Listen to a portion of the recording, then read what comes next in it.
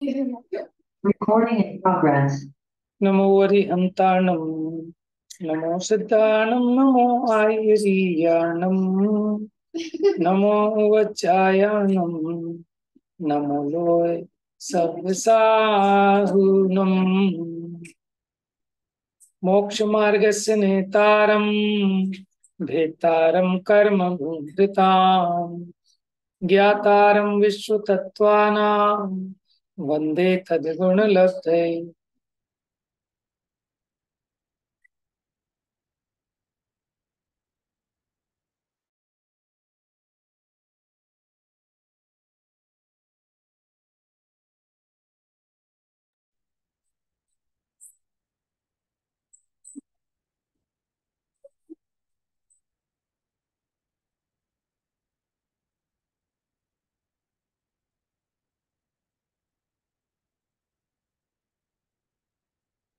देखिए, अपने दो सूत्र हो चुके हैं। पहले सूत्र में हमने 7 नरक पृथ्वियों के नाम जाने थे। दूसरे सूत्र में उनमें कितने कितने बिल हैं उनकी संख्या हमने देखी। ठीक है। उसके बाद उस नरकों में किस प्रकार से बिलों की रचना है, उनकी माप है, उनकी ऊंचाई है, वो सब हमने देखा। अब यहाँ तीसरा सूत्र है कि वहां नारकियों में किस प्रकार की लेश्या है, कैसे उनके परिणाम है, कैसी विक्रिया है। ठीक है।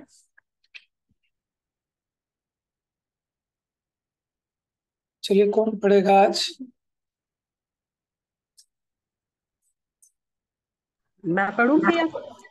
हाँ, पढ़ो। तीसरे नंबर का सूत्र है। ठीक है। पढ़िए। नारका नित्य अशुभतर लेश्य परिणाम देह वेदना विक्रिया। Very good. देखो, नारकी आपने सही पढ़ा। नारका नित्य अशुभतर। अब अशुभतर के लिए ना आ को अलग से नहीं बोलेंगे, उसी के साथ मिलाकर बोलेंगे, अर्थ में ले लेंगे अशुभ। ठीक है। नारका नित्या शुभतर लेश्या परिणाम देह वेदना विक्रिया। पढ़िए आगे।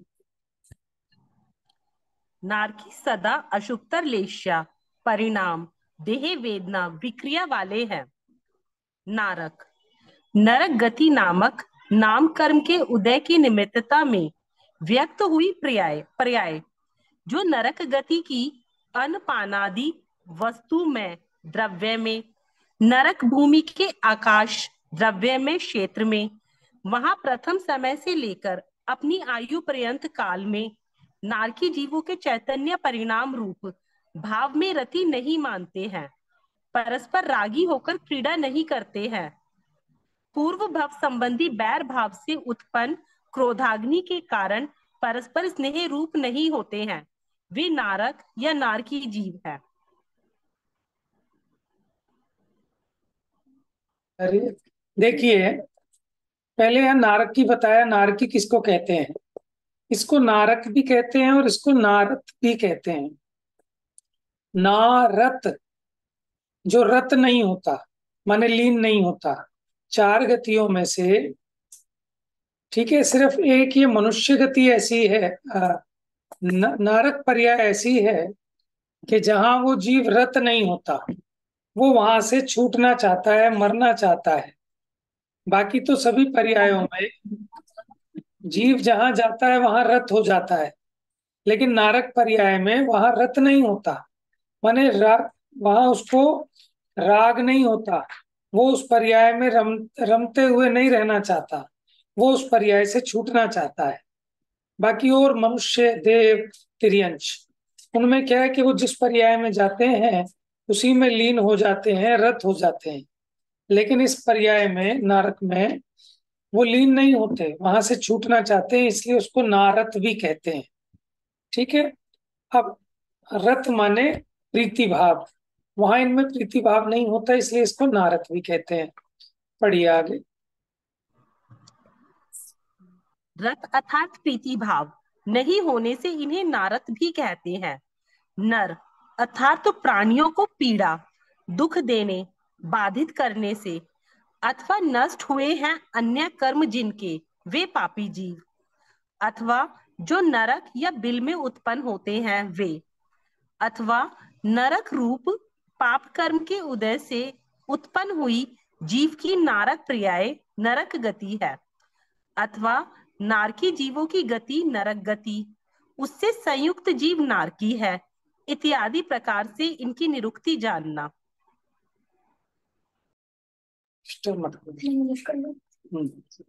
देखिए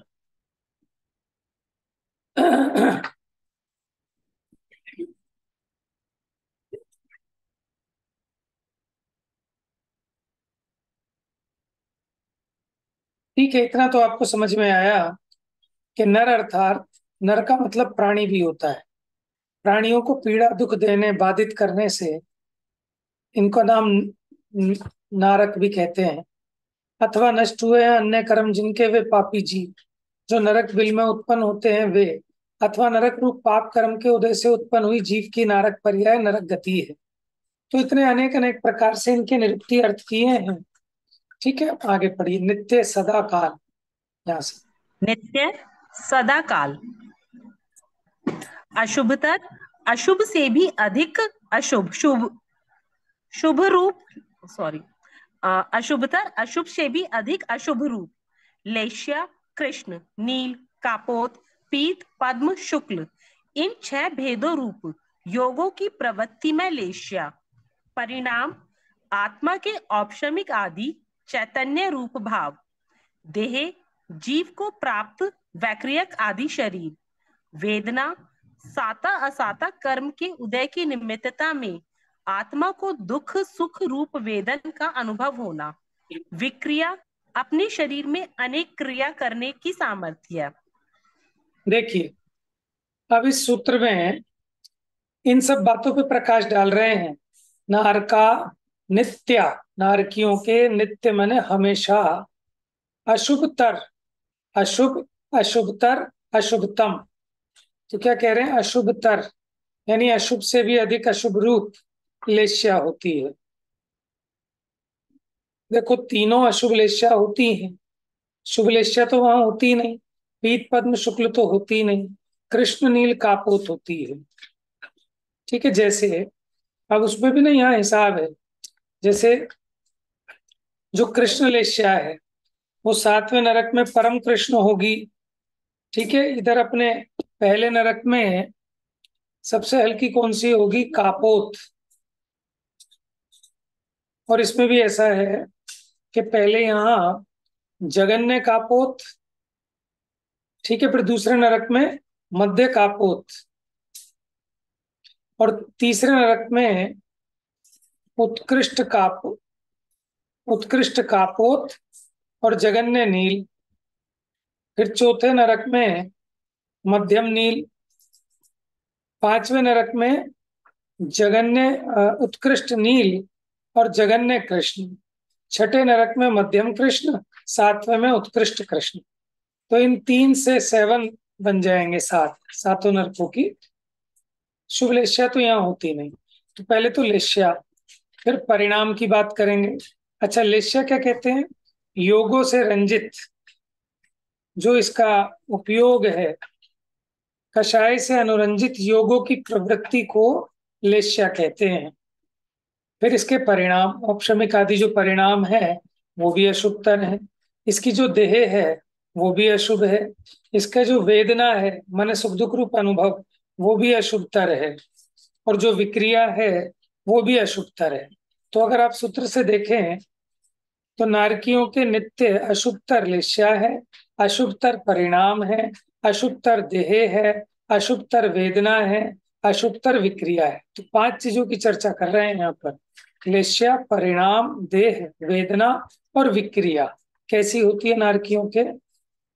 चलिए अब प्रारंभ कीजिए। नारकी जीव सदा काल, नारकी जीव सदा काल, अशुभतर लेश्या, नारकी जीव सदा काल, अशुभतर लेश्या, अशुभतर नाम, अशुभतर देह, अशुभतर वेदना, अशुभतर विक्रिया से सहित है। इन सभी का परस्पर में द्वंद्व समास कर सूत्र का इस प्रकार से गठन हुआ है। अशुभतर अशुभतर विशेषता बताने के लिए है। त्रियंचों की जैसी अशुभ लेश्या होती है उनसे भी अधिक अशुभ नारकी जीवों में है। उनमें भी नीचे नीचे विशेष अधिकता होती जाती है, अतः अशुभतर शब्द कहा। ठीक है, आगे पढ़िए। अशुभ कर्म के उदय की निमित्तता में नारकी जीवों के निरंतर सदा काल दुख ही दुख बना रहता है, उसका कभी अभाव नहीं होता है। यह बताने के लिए नित्य शब्द कहा। इससे ऐसा अर्थ हुआ कि नारकी जीव नित्य ही अशुभतर लेश्यवान, नित्य ही अशुभतर परिणामवान, नित्य ही अशुभतर देहवान, नित्य ही अशुभतर वेदनावान, नित्य ही अशुभतर विक्रियावान है। इनमें से पहली और दूसरी भूमि के नारकी जीव कापोत लेश्या वाले हैं। तीसरी के ऊपरी भाग में कापोत और अधोभाग में नील लेश्या है। चौथे भाग में मात्र नील लेश्या है। पांचवे के ऊपरी भाग में नील और अधोभाग में कृष्ण लेश्या है। छठवीं में कृष्ण और सातवीं में परम कृष्ण लेश्या है। इस प्रकार नर्क में नीचे नीचे विशेष अधिक अधिक अशुभ लेश्या है। ठीक है, नारकी जीवों के अशुभतर परिणाम है। इनमें सदा काल पाप कर्म के उदय की निमित्तता में मारो मारो, बांध लो, चीरो चीरो, फाड़ो फाड़ो, काटो काटो इत्यादि अशुभतर परिणाम होते हैं। नरक में क्षेत्र के वश अशुभतर ही स्पर्श रस गंध वर्ण शब्द होने से अशुभ ही परिणाम है, तथा नीचे नीचे विशेष अधिक अधिक अशुभ होते जाते हैं। देखिए, नारकी जीवों के अपने परिणाम तो हैं ही अशुभतर, ठीक है। उसके अलावा नरक में क्षेत्र के वश से वहां का स्पर्श भी अशुभ, वहां का रस भी अशुभ, गंध भी, वर्ण भी और शब्द भी वहां अशुभ रूप ही हैं।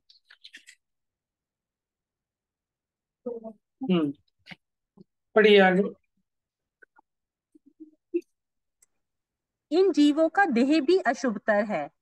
अशुभ नाम कर्म के उदय से नारकी जीवों का शरीर ऐसा अनुभव रूप होता है जिसे देखने से ही भय उत्पन्न होता है। उनके अंग उपांग स्पर्श रस गंध वर्ण शब्द इत्यादि अशुभ ही हैं। आकार हुंडक संस्थान रूप है। केश और पंख से रहित पक्षी के समान उनके शरीर की आकृति है। यद्यपि इनके धातु उपधातु रहित वैक्रियक शरीर ही है, तथा औदारिक शरीर में स्थित मल मूत्र कफ रुधिर नसा जालू राद वमन मांस केश हड्डी चर्म आदि जैसे अशुभ रूप दुर्गंधित हैं। उनसे भी अधिक अशुभ दुर्गंधों रूप परमाणु में उनका शरीर है। देखिए, ये बात यहाँ पढ़ने में आई। अब पूछते हैं ना कि नारकी कैसे दिखते हैं, कल पूछ रहे थे ना बेटा, नारकी दिखने में कैसे होते हैं, क्या मनुष्य जैसे होते हैं? तो देखो यहाँ आ गया ये, केश और पंख से रहित पक्षी के समान। जैसे पक्षी होता है ना, पक्षी पे जो उसके केश होते हैं, बाल वगैरह, वो ना हो, उसके पंख ना हो, तो सोचो वो पक्षी कैसा लगेगा। ठीक है, इस प्रकार के लगते हैं। जैसे मान लो मुर्गा देखा है आपने, अब मुर्गे के पंख ना हो, उसके ऊपर जो फर होते हैं वो ना हो, ठीक है, अब जैसा लगेगा। तो वो कह रहे हैं उस प्रकार से केश और पंख से रहित पक्षी के समान उनके शरीर की आकृति है। ठीक है, यद्यपि इनका शरीर वैक्रियक है, उसमें धातु उपधातु नहीं होती, लेकिन फिर भी जैसे हमारे औदारिक शरीर में ये जो 7 धातुएं और उपधातुएं होती हैं, मल मूत्र विष्ठा आदि, ये दुर्गंधित है ना, उससे भी महादुर्गंधित अशुभ रूप दुर्गंध रूप उनका शरीर है। भले ही वैक्रियक है, फिर भी उनके एक एक रोम में 96 रोग, माने कुल मिलाकर आएगा इसमें कितने करोड़ कितने लाख टोटल रोग होते हैं, वो सारे के सारे उनको एक साथ हर समय में व्यक्त रहते हैं। समझ में आया? हम और आपके तो 2-4 बीमारी हो जाए कि हर कोई ये कहता है सब सर दर्द है, सर्वाइकल है, ये है वो है, कमर में दर्द है। अरे ये तो कोई बीमारी नहीं है। एक एक रोम में 96 रोग बताए हैं, और रोमों की कुल संख्या से अगर उसको गुणा करते हैं तो कितने रोग हो सकते हैं इस शरीर में, उसकी पूरी संख्या बताते हैं। 5 करोड़ 98 लाख ऐसे ऐसे 85 लाख कुछ ऐसे करके है। और इतने रोग हमें कभी व्यक्त नहीं होते, लेकिन नारकी जीवों के हर समय इतने रोग व्यक्त रहते हैं। कैसी कैसी बीमारियां हो सकती हैं, यहाँ देख के आश्चर्य होता है ना। आप हॉस्पिटल में जाओ, नए नए केस सामने आते हैं कि भगवान जाने ये कौन सी नई बीमारी आ गई। ऐसी भी बीमारी आती है। मैंने 5-10 साल पहले देखा कि किसी के मुंह पे ना फालिश मार गया आधे फेस का। तो वो पानी पिए, अब आधा होठ तो ठीक, और आधे इधर के होठ से ना बह जाए यहाँ से पानी। तो ऐसा भी होता है कि आधे मुंह का लकवा मार जाता है। लोगों के देखो कैसे कैसे मोटे मोटे फोड़े हो जाते हैं शरीर में। माने इतने अनेक अनेक टाइप के रोग हैं। और उन नरक अवस्था में सारे के सारे व्यक्त हैं। और ये प्रश्न भी आता है कि जब वैक्रियक शरीर है, उनके धातु धातु नहीं है कि भले नहीं है, लेकिन फिर भी उनका शरीर हमारे शरीर से भी महादुर्गंधित बदबूमय है। चलिए आगे पढ़िए।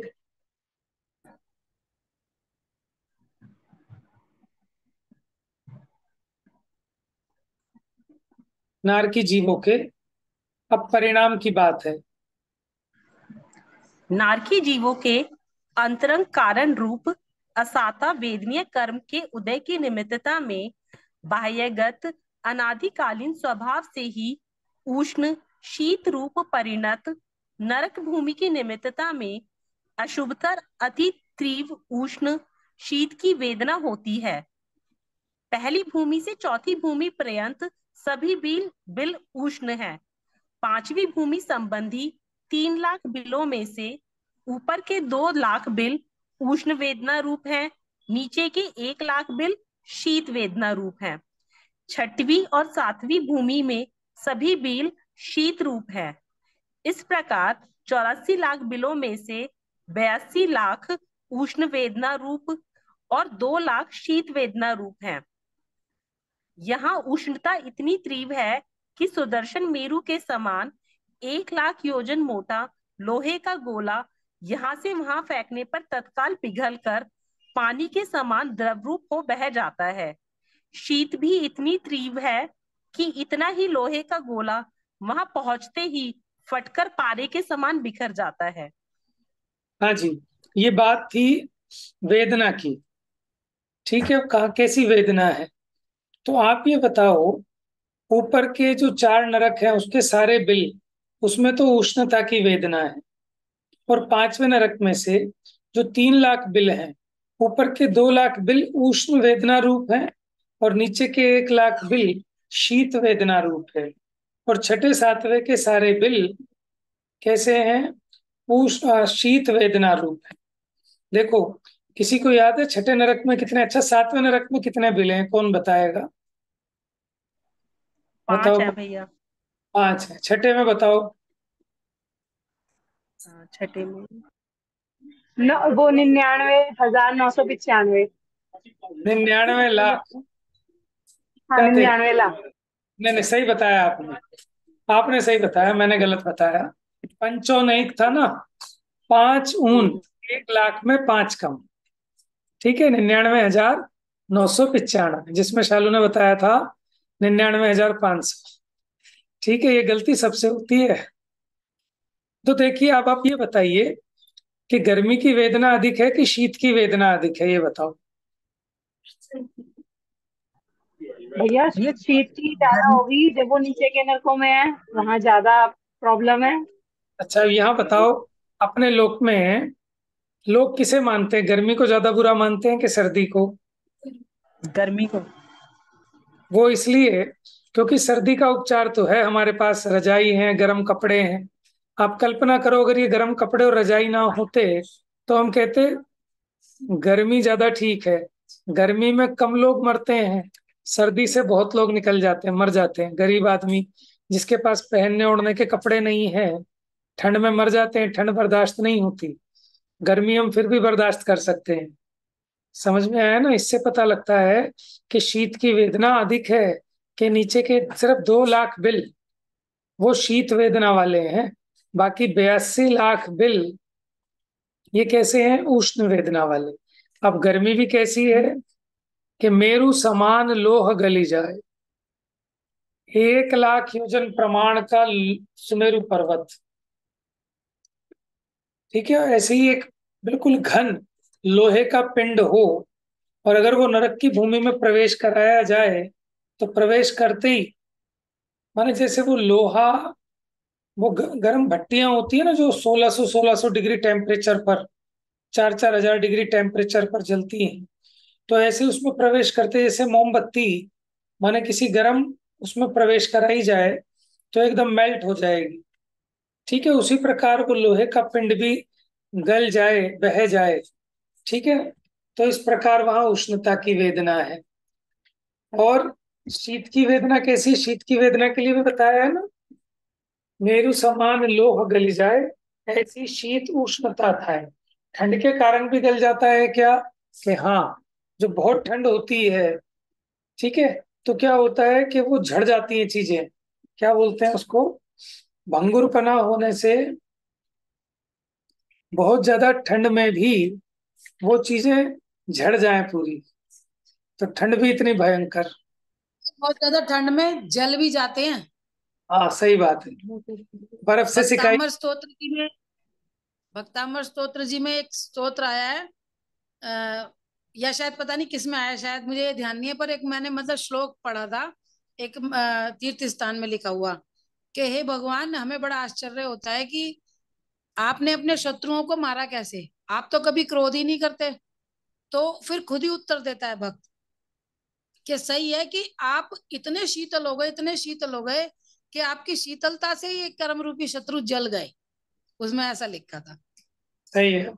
एक वो है ना, था कि उत्तम क्षमा पे जी अचंबा माने आवे, किस विधि कीने कर छूए। कर्म एक तो आप उत्तम क्षमा के धारी हो, ठीक है ना, फिर भी आपने कैसे उन कर्मों को मारा, क्योंकि कोई क्रोधी मारे तब तो समझ में आता है। आप तो क्षमा के धारी हैं, फिर भी आपने उसको, शत्रु को कैसे मारा। उसी प्रकार आप इतने शीतल हैं, फिर भी आपने कर्मों को कैसे जला दिया। अच्छा, दूसरी बात देखो, बर्फ से भी सिकाई होती है और बर्फ से जल भी जाता है। जैसे कई बार चोट लगी होती है ना, डॉक्टर कहता है बर्फ से सिकाई करो, तो आप बर्फ लगाओगे ना ज्यादा, तो आपका मुंह लाल हो जाएगा, वहां जलन मारने लगेगी, जल भी जाएगा। ठीक है, खैर, तो यानी ये तो वेदना की बात की। हाँ जी, अब क्षुधा वेदना की बात, ये तो क्षेत्र संबंधी वहां की वेदना थी, शीत उष्णता की। अब भूख की वेदना कैसी है, प्यास की वेदना। अब आप देखेंगे जो छैडाला लिखा, फिर तिलोय प्रणति आदि ग्रंथों में जो नरक का वर्णन आया, ठीक है, उसी के आधार से पंडित दौलत राम जी ने पूरा लिखा। ये जो अपना सूत्र है ना, परिणाम देह वेदना विक्रिया, तो वही तो वहां बताया है कि तिल तिल करें देह के खंड, असुर भिड़ावे दुष्ट प्रचंड, सिंधु नीर ते प्यास न जाए, तो पण एक ना बूंद लहाए, 3 लोक को नाच जुखाए, मिटे ना भूख कणा न लहाए। है ना, और ये भी आ गया आपका शीत उष्णता वाला दुख भी। चलिए देखिए भूख की वेदना कैसी है। पढ़िए भैया, मुझे एक बात पूछनी थी कि जैसे कोई यहाँ पे मतलब अभी बिल्कुल राजा है, एकदम समझ लो बिल्कुल अल्टीमेट रिच है, और वो अभी मरा और मरते ही वो नरक में पहुंच गया, तो उसको जैसे उनको अवधि ज्ञान होता है, तो उस जैसे हमें तो याद नहीं हम पिछले जन्म में क्या थे क्या नहीं थे, तो उसे वहां पर ये याद आता है कि भाई मैं तो इतना बढ़िया राजा था, इतना सुख भोग रहा था, ऐसा उसे याद रहता है? देखो, ऐसा है, अवधि ज्ञान में याद नहीं रहता, अवधि ज्ञान में वो उपयोग लगाना पड़ता है, तो वहां जो उपयोग लगाए तो याद आता है। अब उसका क्या है कि कषाय में इतना इन्वॉल्व है, जैसे हम कहते हैं ना, मैं तो भूल ही गया, घर में चीज रखी थी, फ्रिज में रखा था खाना, मैं तो भूल ही गया कि फ्रिज में रखा था। ऐसे ही उनका अवधि ज्ञान भी सिर्फ उन्हीं उन्हीं चीजों पे उनका ध्यान जाता है, क्योंकि परिणामों में तीव्र संश्लेषता होती है। तो अवधि ज्ञान जो जोड़ते हैं ना, तो वो भी ऐसा जोड़ते हैं जिससे उनकी वेदना और बढ़ जाती है, कषाय और बढ़ जाती है। और वैसे तो वो वहां उस जीव की होनहार के ऊपर है, किसी को उससे माने सम्यक दर्शन भी हो जाता है वहां की वेदना देखकर। जाति स्मरण भी एक कारण कहा, लेकिन जाति स्मरण और अवधि ज्ञान अलग अलग बात है। जाति स्मरण तो मति ज्ञान का भेद है ना। तो ऐसा हम जरूरी नहीं कह सकते कि उसको ये याद आ जाएगा कि मैं राजा हूँ। वो तो उसके उपयोग जोड़ने के ऊपर है। और राजा भी आएगा याद, तो उसको साथ में ये भी याद आएगा कि लोगों ने कैसे मुझे लूट लिया था, लोग मेरे से छीन छीन के ले जाते थे, लोग मुझे पागल बनाते थे, ये वो जिसकी वजह से मैं बर्बाद हुआ। मैंने उसके, क्योंकि असाता वेदनी का तीव्र उदय है ना, तो उसको जो कुछ भी याद आएगा उससे उसकी संश्लेषता बढ़ेगी, घटेगी नहीं। है ना, ऐसा होता है ना कई बार। अपने साता वेदनीय का उदय हो तो हमारे उपयोग का विषय ऐसी चीजें बनती हैं कि जिससे हमें सुख हो। और असाता वेदनीय के उदय में वही वही चीजें हमारे ज्ञान का विषय बनेंगी जिससे हमें दुख हो। जैसे मानो आप पूजा करने बैठे, अब आप पूजा करने बैठे, कदाचित आपके असाता का तीव्र उदय हो ना, तो आपके उपयोग में ऐसे ऐसे संकल्प विकल्प आएंगे कि जिससे आपको कषाय बन जाएगी। आपको विकल्प आएगा, घर में कोई सुनता ही नहीं है मेरी बात। 10 बार कहा कि सुबह उठ के टाइम पे मंदिर चले जाया करो, लेकिन कोई उठ के राजी नहीं। मैंने कहा बर्तन झूठे मत छोड़ा करो, लेकिन फिर झूठे छोड़ दिए। माने कोई भी ऐसी बातें हैं कि जिनसे आपको दुख हो, आपके ज्ञान का वो विषय बनेंगे। और कदाचित साता का उदय होगा तो आपके ज्ञान का विषय होगा कि मेरी तो सब बात मान लेते हैं। मैंने एक बार में कहा, बच्चे ने वो काम कर लिया, मैंने उसको ये कहा, उसने वो कर लिया। तो आप समझना, देखो साता असाता वेदनीय का उदय भी जीव के परिणामों का हिसाब से है, क्योंकि वो जीव विपाक की प्रकृति है। समझ में आया। तो अब आप ये देखो कि अगर साता वेदनीय का उदय हो उसका, तब तो अच्छी अच्छी चीजें उसके ज्ञान का विषय बने नारकी के।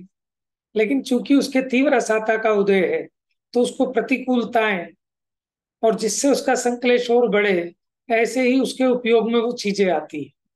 मानो हमने ऑफिस से घर में एंट्री की, अब घर में 4 चीजें तो अच्छी हैं, व्यवस्थित हैं, और 4 चीजें प्रतिकूल हैं हमारे।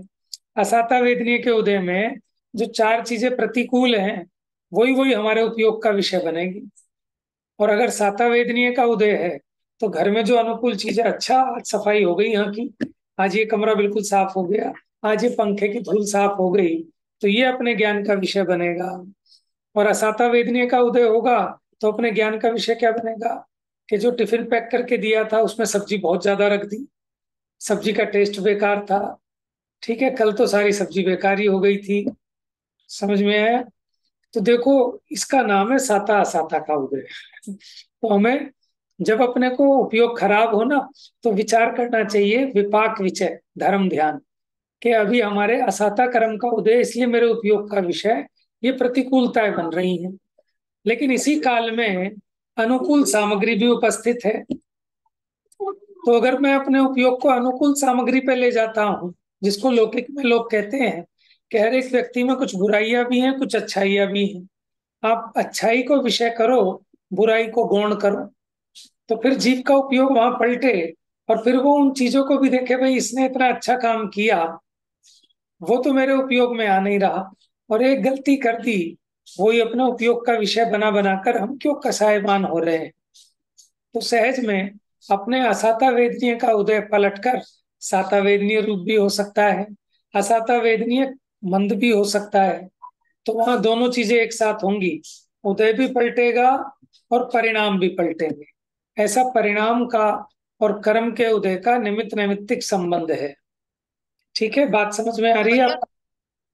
भैया ये तो समझ आई, पर इसमें एक क्वेश्चन है मुझे, ये जो मुझे पहले से, ये बहुत पहले से, और पूछिए। आपके जवाब से और प्रबल हो गया क्वेश्चन, कि जैसे जब मेरा साता का उदय है, मतलब मुझे चीजें विपरीत भाषित हो रही हैं, कोई भी, यानी कि चीजों का तो कोई दोष नहीं है, पर मुझे विपरीत भाषित हो रही हैं।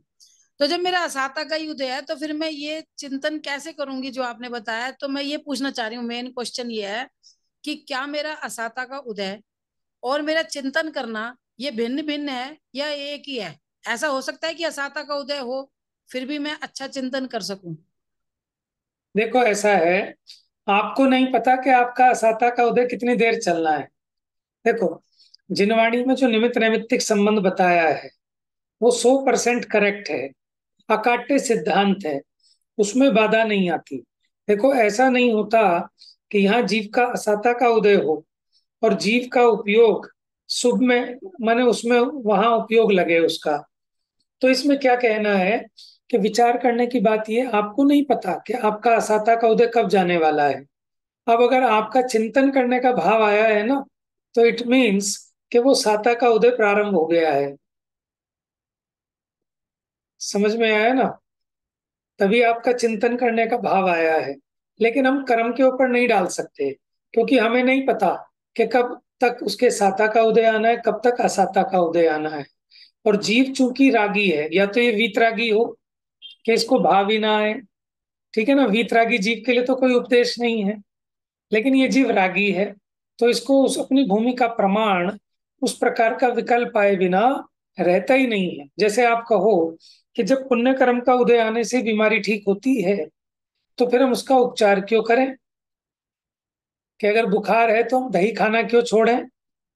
हम खीर पूड़ी हलवा खाने का त्याग क्यों करें? समझ में आया ना? जब कर्म के उदय से ठीक होगा, तो हम ऐसा क्यों करें कि वो हम अपने परिणामों की संतुष्टि के लिए करते हैं, क्योंकि हमें विकल्प तो आया है कि कोई ना कोई तो काम करें। और जो कर्म का उदय आता है, उसमें भी द्रव्य क्षेत्र काल भाव की अनुरूपता होती है। द्रव्य क्षेत्र काल भाव उसके अनुकूल होता है, तब वो कर्म का उदय होता है। इसको कहते हैं कर्म का नो कर्म। तो बुद्धिपूर्वक तो जीव को यही पुरुषार्थ है, ये कि जैसे बीमार पड़ गया तो अब उस तरह का परहेज करे, और उसके अनुकूल जो भोजन है वही उसकी औषधि है, उसका सेवन करे। तो तथा प्रकार का जो कर्म है वो भी पलटता है। ऐसा ही निमित्त नैमित्तिक सुमेल जिनवाणी में बताया है। देखो, एक प्राणवाद पूर्व है जिसमें सारा ऐसा चिकित्सा का बताया, कि शरीर विज्ञान का बताया, कि क्या खाने पर क्या रोग हो जाते हैं, किसका क्या परहेज करें कि उससे वो बीमारी दूर हो जाए, इस रोग की क्या चिकित्सा है। तो भगवान की वाणी में आया, तो वो जो प्राणावाद पूर्व है वो वही गलत तो है नहीं, लेकिन इसका मतलब ये भी नहीं है कि एक द्रव्य का कर्ता कोई दूसरा द्रव्य हो। लेकिन वो तो निमित्त नैमित्तिक संबंध बता रहा है। जैसे मान लो किसी की शनि महादशा है ज्योतिष शास्त्र के हिसाब से, वो एक अलग बात है कि उस विद्या के जानकार भी कोई दिखाई नहीं देते, होंगे तो बहुत अल्प होंगे, और हमको उसका परिचय नहीं है। लेकिन जो ज्योतिष है वो भी जिनवाणी में आया, ठीक है, ये मंत्र शास्त्र भी जिनवाणी में आया, और ये जो आपका बता रहे हैं चिकित्सा शास्त्र भी। माने ऐसी कोई विद्या नहीं है कि जो भगवान की वाणी में ना आई हो, लेकिन वो निमित्त का ज्ञान कराती है। एक द्रव्य दूसरे द्रव्य का करता हो ऐसा नहीं कहती। टोडरमल जी ने भी लिखा, मंत्र आदि की अचिंत शक्ति है, कि यहाँ मंत्र पढ़ा और वहां सांप का जहर उतर गया है। तो उसी प्रकार यहाँ ये जीव चिंतन करता है, और उधर वो उदय ऑटोमेटिक पलटता है। अब आप इसको अगर दूसरे तरीके से कहना चाहो, तो आप ऐसा भी कह सकते हो कि जब इसका उदय पलटता है, तो वहां तुरंत उसका उसी समय चिंतन भी पलटता है। लेकिन हमें तो नहीं पता ना कि हमारे असाता का उदय कब तक रहना है, और हमें विकल्प भी आता है अपने दुख को मिटाने का।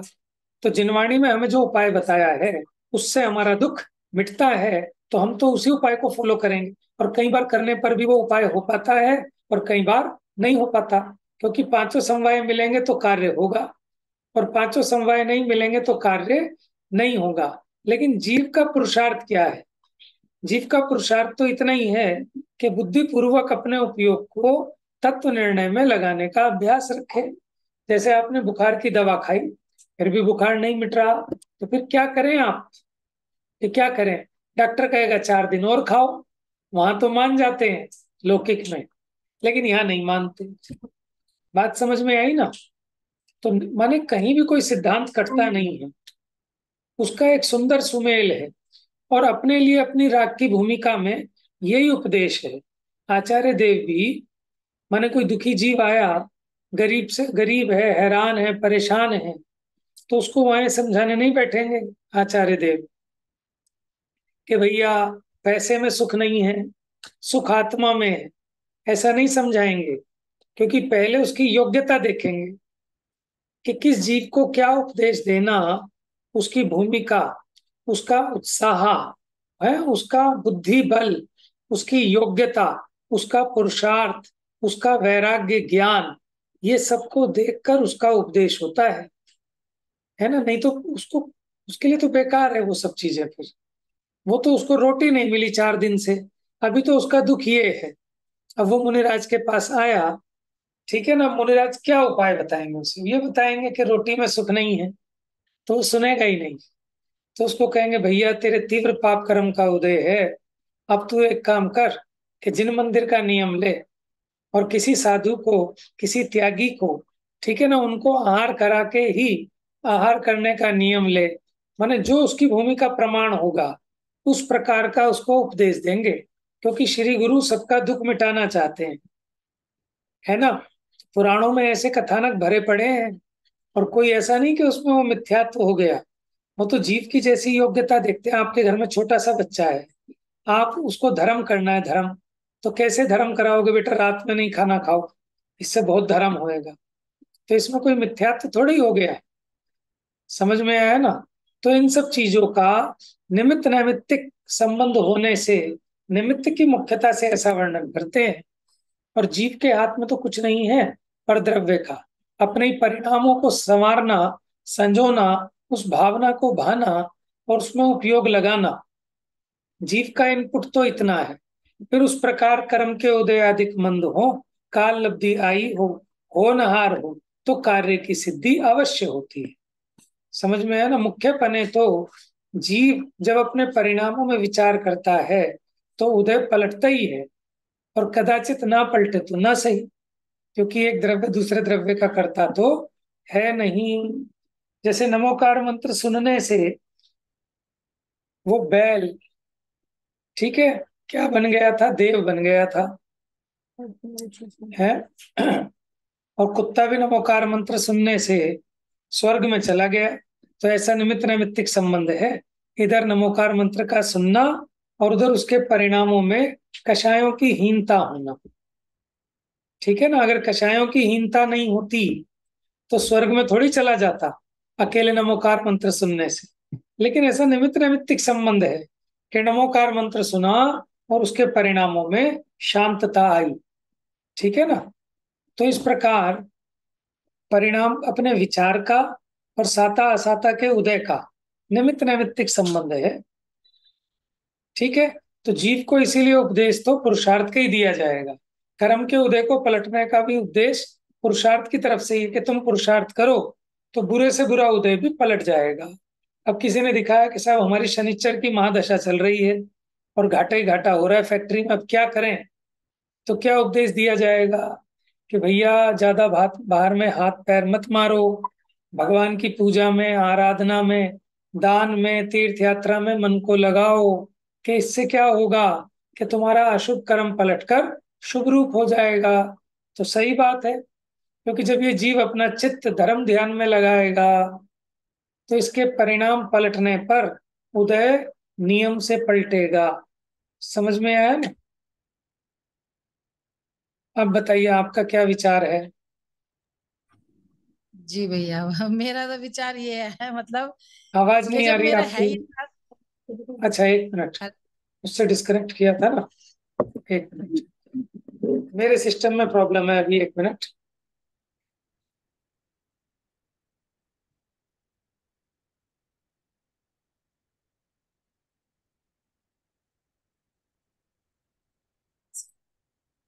बता दो सर।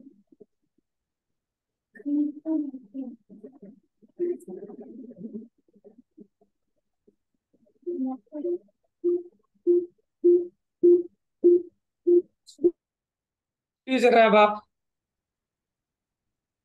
हाँ जी भैया, आई आवाज। आवाज नहीं आ रही मुझे। एक मिनट भाभी। Amazon Alexa, also known as searching.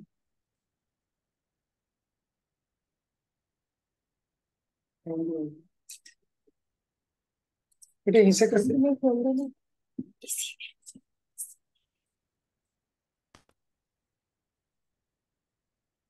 अब बोलिए जरा, एक मिनट।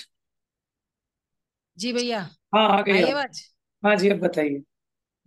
जी भैया, मेरा मेरा कहने का ये है कि आपने जो बात बताई है ना, बिल्कुल अच्छी बताई, बहुत सही बताई।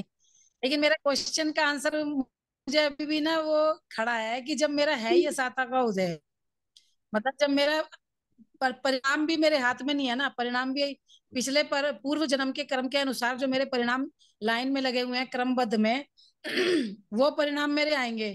हम्म। तो मैं ये पूछ रही हूँ कि जब वो परिणाम आएंगे तो फिर वो पुरुषार्थ क्या चीज है? पुरुषार्थ भी मेरे परिणाम के अनुसार है, पूर्व जन्म के अनुसार है, या ये नया कुछ है